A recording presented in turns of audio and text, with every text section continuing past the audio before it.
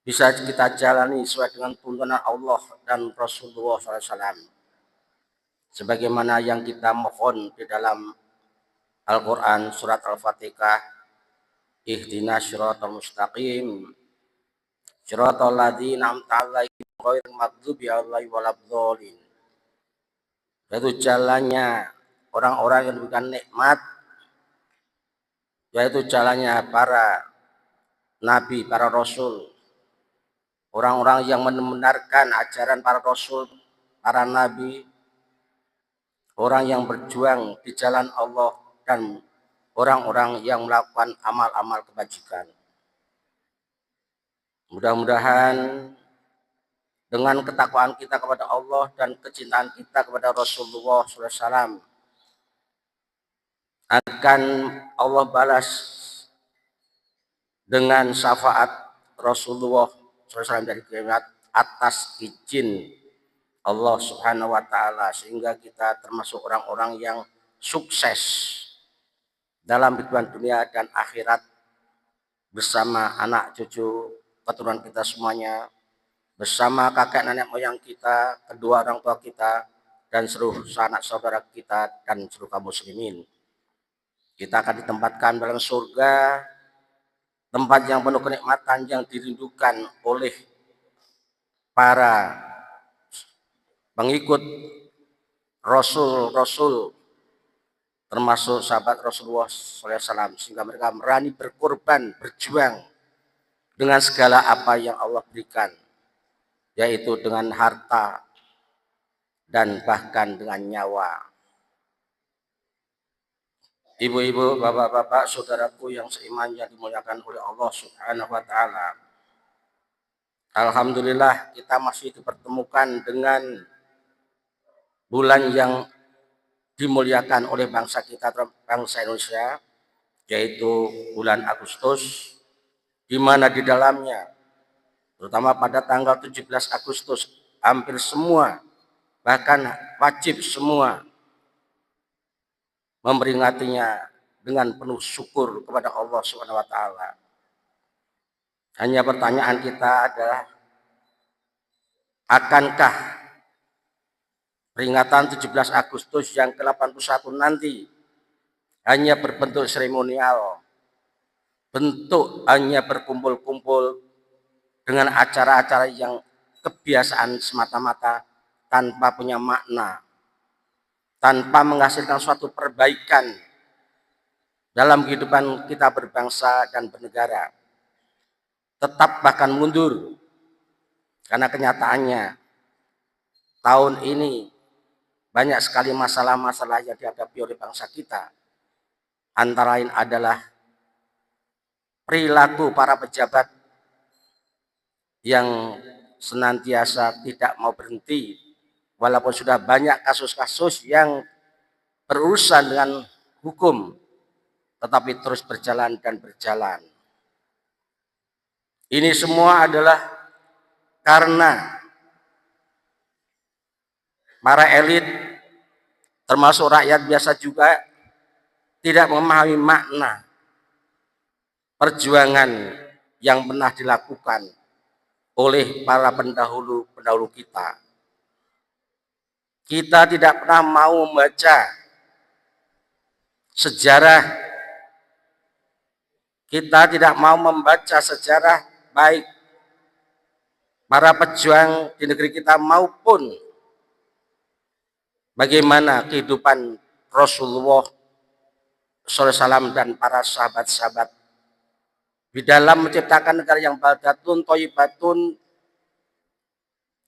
yang diridhoi oleh Allah, diampuni oleh Allah, dan itu terbukti.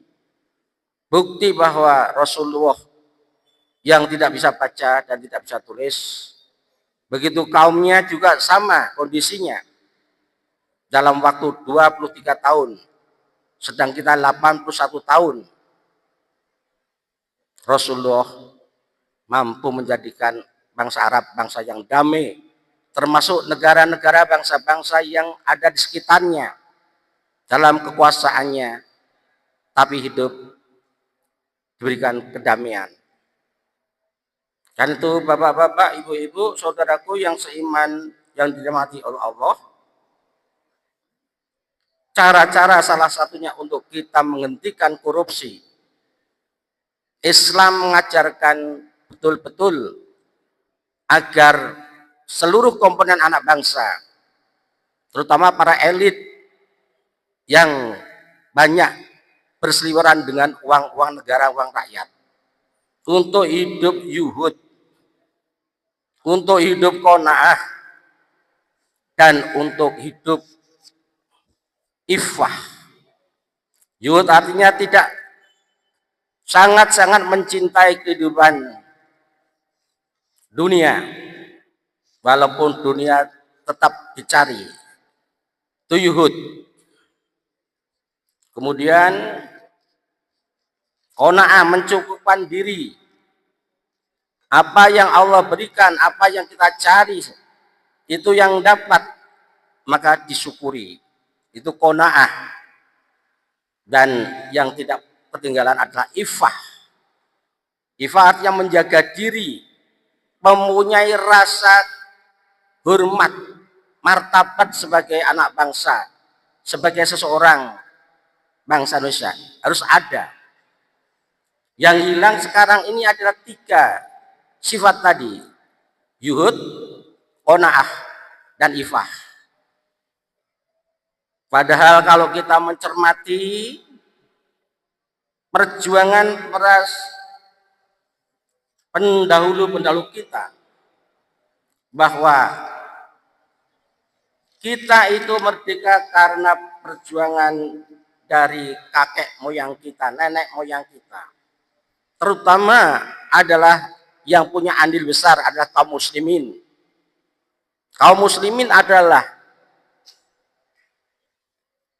kaum yang banyak memberikan andil dalam terwujudnya kemerdekaan Indonesia. Silahkan bapak-bapak, ibu-ibu, kalau mau adakan survei di taman-taman pahlawan. Kemudian ditanyakan siapa namanya, apa agamanya. Pasti dan pasti itu.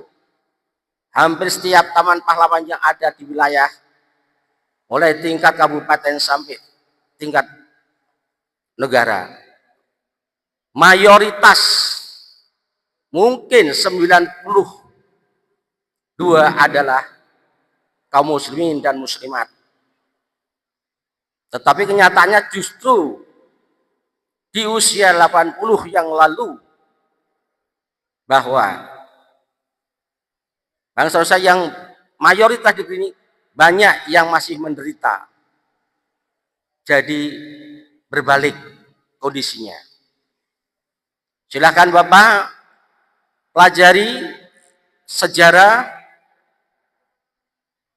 orang yang berjuang untuk menjadikan negeri ini damai, sejahtera. Dalam yang ada Sunan Ampel.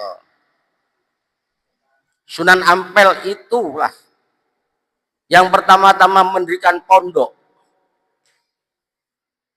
Untuk apa? Untuk menjadikan bangsa Indonesia itu mengenal agama dan pengetahuan lainnya, agar menjadi bangsa yang pandai bermartabat, bisa mempertahankan negeri yang besar yang diagunkan oleh Allah, yang makmur, gemah ripah Allah jinawi, tetapi rakyatnya sampai sekarang menderita. Kalau kita melihat cita-cita para kemerdekaan pejuang RI, maka tokoh-tokoh negarawan dahulu mengatakan, kami wariskan kemerdekaan, kita sekarang yang merasakan kemerdekaan, tapi belum betul-betul merdeka, belum betul-betul merdeka. Kami wariskan kemerdekaan untuk seluruh rakyat. Seluruh rakyat. Siapa rakyat Indonesia? Tanpa kecuali, tanpa mengenal agama, tanpa suku. Bukan untuk segelintir rakyat. Sekarang yang menikmati segelintir rakyat Indonesia. Siapa? Kaum elit terutama. yang hidup bermewah-mewah. Sering saya ulang, sampai-sampai ada seorang pejabat tinggi, penegak hukum, justru dia melanggar hukum. Sampai bermasalah antara lain dengan emasnya 74 kg dan uang ratusan miliar. Aneh dan aneh. Orang pandai. Tetapi mereka tidak paham tentang bagaimana karakter para pejuang negeri ini. Jika mereka hidup mewah, yang diingatkan oleh para pejuang tadi, segelintir rakyat yang mewah di atas penderitaan seluruh anak bangsa. Itu yang kita rasakan, yang akan kita peringati tahun 2026 ini, kemerdekaan yang 61. Ini yang masih kita rasakan. Walaupun pemerintah sudah berjuang dan berjuang untuk menyelesaikan masalah. Karena itu tidak ada suatu konsep yang insya Allah yang lebih baik daripada Islam. Islam mengajarkan bahwa untuk menjadi negeri yang baldatun thayyibatun, maka para elit politik, cendekiawan harus mempunyai sifat yuhud, qanaah, dan ifah serta amanah. Mari kita lihat sejarah kehidupan Rasulullah SAW dalam membangun negeri yang berpusat di Madinah. Rasulullah itu tokoh kekasih Allah. Seandainya Rasulullah itu mau menerima tawaran dari orang-orang Quraisy, orang-orang musyrik, dialah orang yang terkaya. Orang yang terkaya di Jazirah Arab. Kalau dia ingin menjadi orang yang punya kedudukan, dialah akan diangkat sebagai raja yang paling dihormati di Jazirah Arab. Kalau Rasulullah mau menerima, beliaulah orang-orang yang memiliki banyak istri yang cantik-cantik pilihan mereka. Tetapi apa? Rasulullah menolak semua itu. Tidak mau berhenti berjuang untuk menekankan tauhid, ajaran Allah. Karena ajaran Allah itulah konsep yang paling baik untuk mengatur bangsa dan negara umat menjadi makmur sejahtera lahir dan batin. Sebagaimana yang dicantumkan dalam sila yang kelima yang belum tercapai. Sila yang kelima, keadilan sosial bagi seluruh rakyat Indonesia. Keadilan sosial bagi seluruh rakyat Indonesia. Banyak orang-orang masyarakat yang kekurangan makanan, maka didirikan sekolah rakyat. Ini tanda yang sekolah adalah orang-orang yang ekstrim miskin, sangat miskin. Maka disekolahkan oleh negara, dibiayai, segalanya terpenuhi. Tetapi ada orang, beberapa tokoh politik yang disumpah dengan Quran. Tapi sumpah hanya ucapan doa. Ucapan belaka. Dolim mereka itu. Gak takut dengan hukum Allah. Mereka disumpah dengan Quran, tapi gak pernah membaca sejarah kehidupan. Bagaimana Rasulullah dan sahabatnya memimpin negeri. Salah satunya, Rasulullah punya sifat yuhud. Tadi saya sampaikan, kalau ingin kekayaan, Rasulullah paling kaya. Ikrimah meriwayatkan bahwa suatu hari Umar bin Khattab menemui Rasulullah SAW. Ketika itu Rasulullah sedang tidur. Rasulullah sedang tidur di atas tikar, bukan string bed. bukan spring bed, tikar yang terbuat dari pelepah kurma. Dan dilihat oleh Umar bin Khattab. Di punggungnya masih ada bekas-bekas tikar itu. Tanya sekarang, ada nggak pemimpin-pemimpin negeri kita yang hidup tidur di tikar? Saya yakin tidak ada. Jarang. Kalau mengadakan kunjungan ke daerah-daerah mungkin diberikan tempat yang paling mahal hotelnya. Tapi Rasulullah tidur di atas tikar sehingga Umar bin Khattab menangis. Maka Rasulullah bertanya kepada Umar, "Wahai Umar, mengapa engkau menangis?"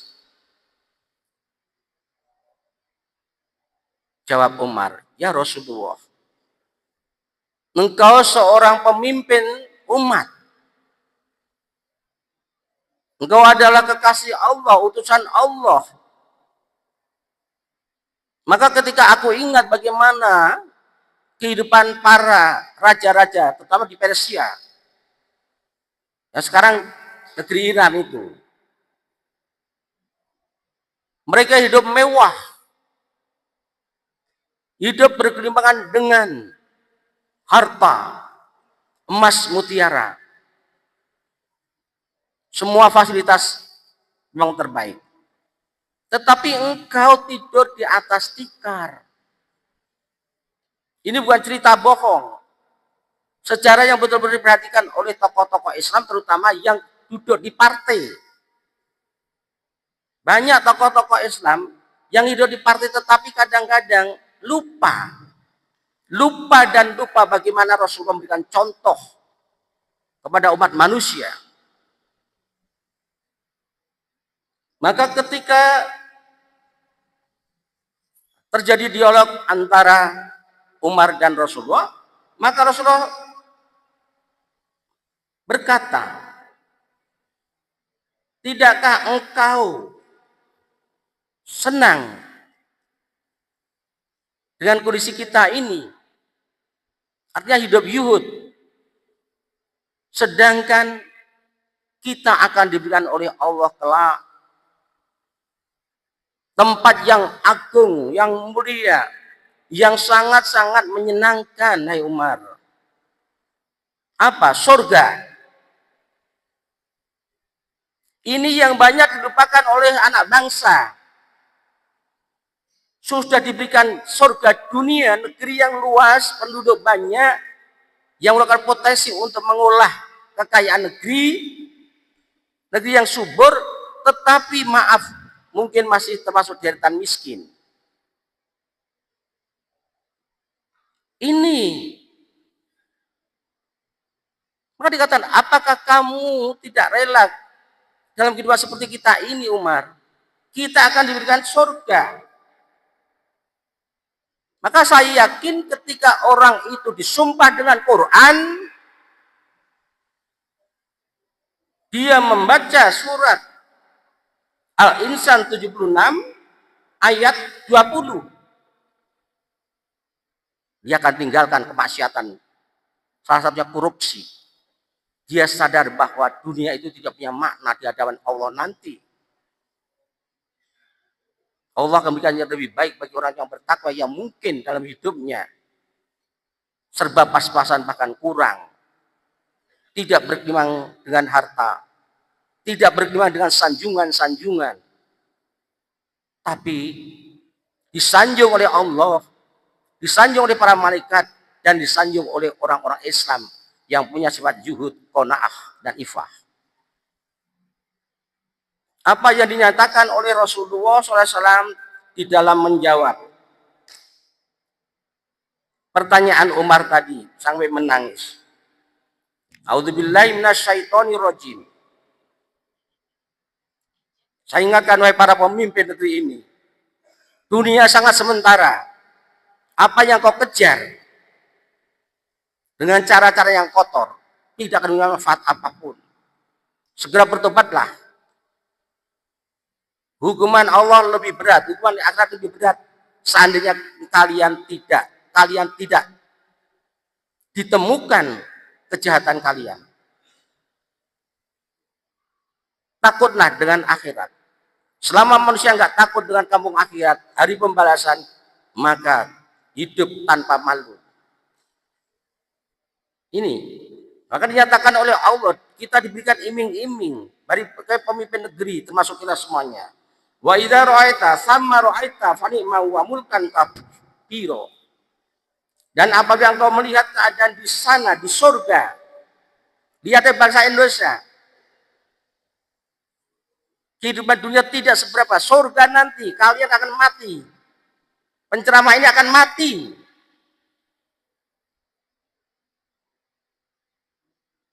Sadar, kematian hanya untuk mendapatkan dua tempat, neraka atau surga. Koruptor pasti tempatnya neraka kalau dia mau bertobat. Dan siapapun yang melakukan suatu kesalahan.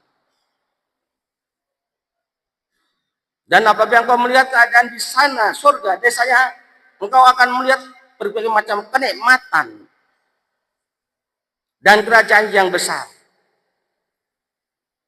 Seorang masyarakat rakyat Indonesia yang sangat menderita karena memang tidak mendapatkan bagian hasil emas di bumi kita, hasil batu bara, dan hasil-hasil yang lain yang dirampok oleh segelintir manusia di negeri ini.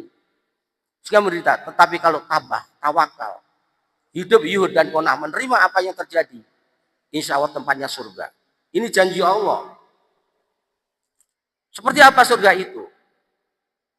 Buka mata, buka telinga, buka mata hati dengan membaca Al-Quran, mentadaburi. Ingat ketika disumpah dengan Quran, artinya kalian untuk selalu membaca Al-Quran setiap malam, setiap pagi, setiap kapan kamu ada waktu. Bukan sebaliknya, Quran dilempar sejauh-jauhnya. Dinyatakan dalam Al-Quran, Allah sururin maudunah, mereka di atas dipan-dipan yang berpatakan emas permata. Besok bapak-bapak insya Allah jamaah Al-Furqan akan tinggal di suatu rumah yang agung yang diciptakan oleh Allah. Di sana kita akan berada di atas dipan-dipan yang bertatakan emas dan permata. Nggak ada artinya emas 74 kg sekarang itu nggak ada artinya. Bahkan yang sudah dibawa ke negeri-negeri luar negeri, emas hasil kita. Jika dibandingkan dengan kondisi surga di sana. Apa yang kita inginkan? Kenapa kita rakus? Mengapa kita tidak berbagi? Dolim, bodoh. Saya katakan seperti itu karena saya guru. Itu murid yang bodoh. Dulunya mungkin. Bodoh dalam arti tertutup hatinya, tertutup matanya, tertutup telinganya. Yang dia tanya kesenangan dunia yang sementara. Kemudian dalam ayat yang lain, ayat 22-23 surat Al-Waqiah, surat Al-Insan ya, wa hurun in, dan ada bidadari bermata indah. Di sana kelak banyak mata bidadari-bidadari yang akan melayani kita. Pakai otak manusia itu berpikir. Sekarang siapa yang punya uang mau makan bakso, nasi rames, nasi ikan, nasi apa saja, tinggal pencet nomor di mana ada makanan itu, datang sendiri. Ada pelayan yang mendatangi kita. Kalau di dunia saja orang bisa makan, minum dan segala macam, Shopee menyediakan segala macam, apalagi nanti di akhirat, maka orang-orang kelak yang hidupnya kadang-kadang disuruh-suruh menjadi pesuruh, maka seperti Sutrimom meninggal karena ada kasusnya dengan kasus korupsi 74 kilogram kemungkinan meninggal. Ini pelayan jadi korban kemungkinan, maka sedang diselidiki kematian Supremo. Nah, di sana orang-orang yang beriman akan melakukan amsalil lu'il maknun, laksana mutiara yang tersimpan baik. Cantik-cantik tampan-tampan pelayan itu akan melayani siapa? Akan melayani siapa mereka itu? Orang-orang yang kerjanya kadang-kadang maaf dan maaf dan maaf. Hanya mengambil sampah-sampah masyarakat.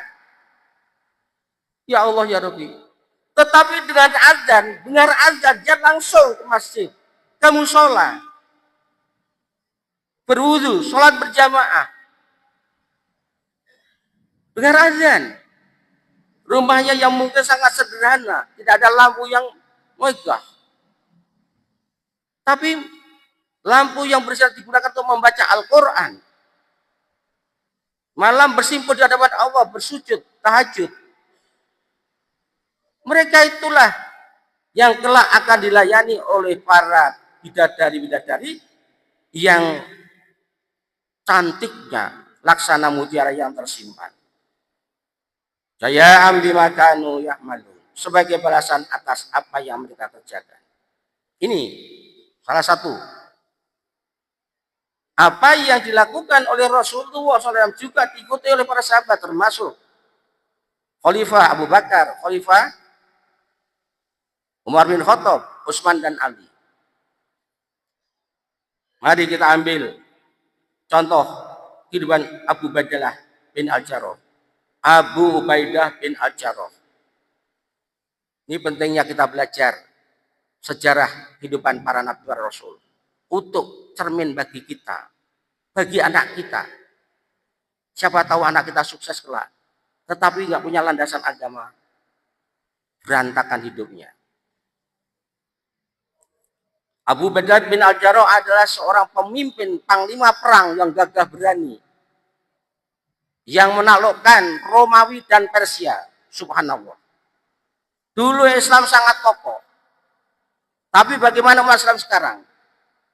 Palestina sangat menyedihkan. Iran masih dalam pertempuran dan sebagainya. Maka berkata Rasulullah benar, kelak umat Islam itu akan menjadi santapan bagi orang-orang di luar Islam. Santapan. Karena apa? Sudah banyak yang cinta dunia, takut mati. Maka Abu Badalah bin Al-Jarrah yang pernah menjabat sebagai panglima perang pada masa Abu Bakar dan Khalifah Umar bin Khattab, dia dikunjungi oleh Umar. Ketika itu Umar melihat-lihat kondisi rumah Abu Badalah. Apa yang ternyata? Yang dia dapatkan hanya sebuah tameng untuk berperang. Perang itu pakai tameng, dulu pakai tombak, pakai pedang, sebuah pedang, sebuah pelana kuda, dan beberapa potong roti yang sangat sederhana. Kemudian suasana begitu, Umar menangis. Menangis kenapa? Panglima umat Islam kok hidup sangat seperti itu. Ada sekarang kira-kira? Ada enggak? Nothing. Nobody. Enggak ada orang yang seperti itu sekarang. Maka ketika Umar menangis, Abu Badalah mengatakan, membacakan ayat. Ini orang Islam, orang beriman. Dibacakan ayat-ayat Allah maka tersungkur. Sujud, takut, getar hatinya. Ini Indonesia banyak masjid, banyak musola, banyak pengajian, tapi enggak memperhatikan. Bahkan yang konyol sekarang ini, mungkin Bapak enggak ngerti, lomba hafalan Al-Quran, hadiahnya minuman keras. Mau diapakan negeri ini oleh Allah? Lomba baca Al-Quran, hafalan Al-Quran, hadiahnya minuman keras. Sungguh melecehkan. Sungguh melecehkan. Kalau orang Islam marah, nanti dianggap radikal. Tapi orang-orang seperti itu kadang-kadang kurang perhatian untuk mendapatkan teguran. Ini. Maka di hadapan Umar, Ubaidillah membacakan surat 28 Al-Qasas 60. Wa ma utitum min syai'in wa mata'ul hayatid dunya wa zinatahuma wa ma indahu khairu wa abqa afala taqilun. Ini untuk kita juga, Pak, ya. Dan apa saja? Maksudnya apa? Kekayaan. Banyak orang kita berikan kekayaan. Hati-hati dengan kekayaan itu. Sering dibaca oleh imam kita, Pak Tugimin. Ya, segera berinfak. Jabatan. Banyak yang berikan jabatan, mulai dari camat, bupati, gubernur, sampai macam-macam RT. Ya. Maka itu adalah kesenangan hidup di dunia dan perhiasannya. Kesenangan di dunia. Dunia itu sementara. Sementara. Semua akan ditinggal. Sedang apa yang ada di sisi Allah adalah lebih baik dan lebih kekal. Tidakkah kamu mengetahui? Apa kamu tidak mengetahui? Nek Pak Sugih, Pak Berkah, orang nyolong, orang rampok, orang meras orang lain dalam urusan, minta suap. Kalau kamu mau kaya, infaklah, sodakohlah, yakatlah. Itu konsep Islam. 1000 diganti. Tadi Bapak mengisi berapa saya nggak tahu. 1000 menjadi 700.000. Itu janji Allah. Dalam surat Al-Baqarah 261. Bukan maling. Infak sodako. Segera. Dan takutlah kepada Allah. Itulah sebenarnya hakikat kekayaan yang akan kita dapatkan di akhirat, yaitu surga. Apa? Gelang-gelang emas dan mutiara. Surat 22 Al-Hajj ayat 23. Mudah-mudahan Bapak-bapak, Ibu-ibu, saudara diberikan keturunan yang kelak mampu mengisi negeri ini, menggantikan generasi tua yang salah jalan. Sebagaimana kita mohon, Rabbana hab lana min azwajina wa dzurriyyatina qurrata a'yun. Minta kita pada pemimpin-pemimpin yang berasal dari keturunan kita, yang memimpin orang-orang yang beriman. Orang yang soleh-soleh, Rabbi habina sholihin. Tidak orang yang salah, orang-orang yang soleh dan solehah.